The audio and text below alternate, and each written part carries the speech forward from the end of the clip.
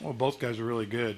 I thought Dan early just had a little hiccup in the second, but once you kind of seen it in the third, he kind of hit a rhythm, and you felt like he was on cruise control after that. If he probably could have kept going, um, and their guy was good. Um, he showed good composure. Obviously his stuff's good. Um, pretty much showed the whole package today. Fielded his position. You got bunts down, held runners. It's pretty good. With Dan a little shaken up on the slide, was it? Yeah, I think trying to make the little shovel throw. Yeah, I think he felt a little something in his hamstring, but then it ended up being more of a cramp than a.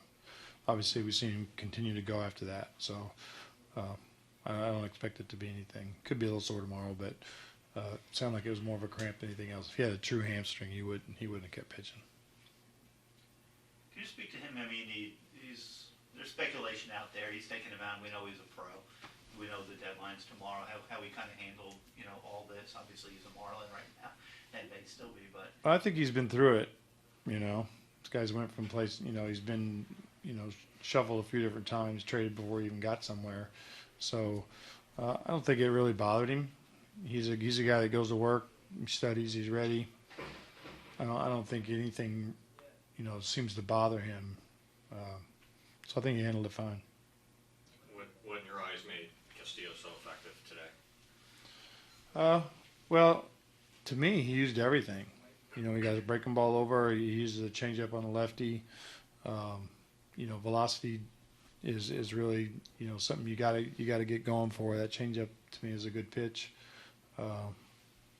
He's a kind of guy with stuff and gets the ball to both sides a little bit. And how does that compare to the reports you would receive when he was here? No, pretty favorably.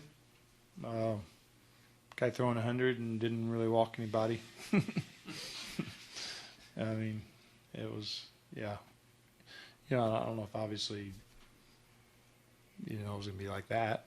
But, I mean, for me, just seeing him on tape and, and just reading reports. Just giving Stanton a day. Yeah. I mean, he's fine. He's fine. He was on deck. He would have hit. Okay. Yeah. The play where AJ was thrown out at third on that kind of a funky. Yeah, weird play. I don't think I've ever seen a ball sit on the plate like that and something like that happen. But this game, you see something different almost every day. So I'm thinking at that point, AJ's probably thinking he's going to first. The third baseman is not anywhere near the base.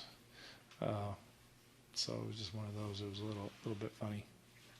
And the play before that with D scoring on AJ's double, did D slow down before getting the hole? Or Absolutely. Any idea why? Or? I'm not quite sure why. I think guys sometimes assume that they're going to be safe easy. I'm glad Yelly was up there. It's one of the things we talked about in spring training. Yelly was letting him know that you got to keep coming. And, end up being safe. It's one of those plays you end up being really embarrassed if you get thrown out there. But, Freddie's sending him and Yelly's doing his job. I really didn't think he was going to throw the ball myself, but that's one of those things you don't want to assume. So it's one of those things that didn't hurt you, but it's a good little lesson for you, even though it was that close. So it's just one of those things you kind of let your guard down and assume that you're not going to throw it. And that's what it looks like. The bullpen, I mean, Straley going with the two in the bullpen really struggled making an inning. And this is sort of what you're dealing with now when you had two guys traded, two guys in the DL. Yes, I mean, it's funny because our first, 3 games of the series, the first game, Cervinka comes in, gives us two innings right through their lefties, and he gets his outs, and everything works right. Harlan gets his out last night.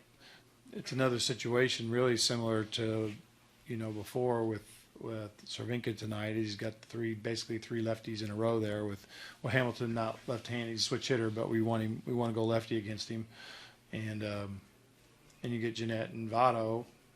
You get your outs there, or at least you get 2 of them. Then you're in a different spot. So you end up walking, I think, 2 guys in that exchange. And so it doesn't look good. it's one of those things for a manager. You feel like you're running the bullpen good when they get their outs, and when they don't get their outs, you feel like, what am I doing? So I think that's the situation for us. When a guy out of the bullpen doesn't get his outs, or at least kind of the ones you match him up for, things can turn on you. And we still have a chance there. Steck gets he rolls us basically a 2-ball. We just wasn't hit quite hard enough, but then he gets the punch out. Because we talked about it on the mound, we want to try to get out of that with a 1. And I think if we can keep the pressure on, because we were starting to have better at-bats, I think he was wearing down a little bit. When you give up the 4, the at-bats seem to deteriorate a little bit there. So I think if we can keep that at a 2-run game, we know get a guy on, we're right there. And it's really, you don't want to let your guard down like that. That's what happens, though, when you give up. It's a 2-0 game. All of a sudden it's 2-1, and then you give up 4. And then it's like, it deflates you a little bit. I think if we can keep that game at 2-1 or 3-1, we leave ourselves a pretty good shot of having a chance to win it. What was your overall feeling on the series? Well, obviously, it went pretty well. A lot of guys did good things. So you win 3 out of 4, you take it, but you don't like to talk like that after you won the first 3. But if you're going to look back and you can do this all year long, obviously you take it.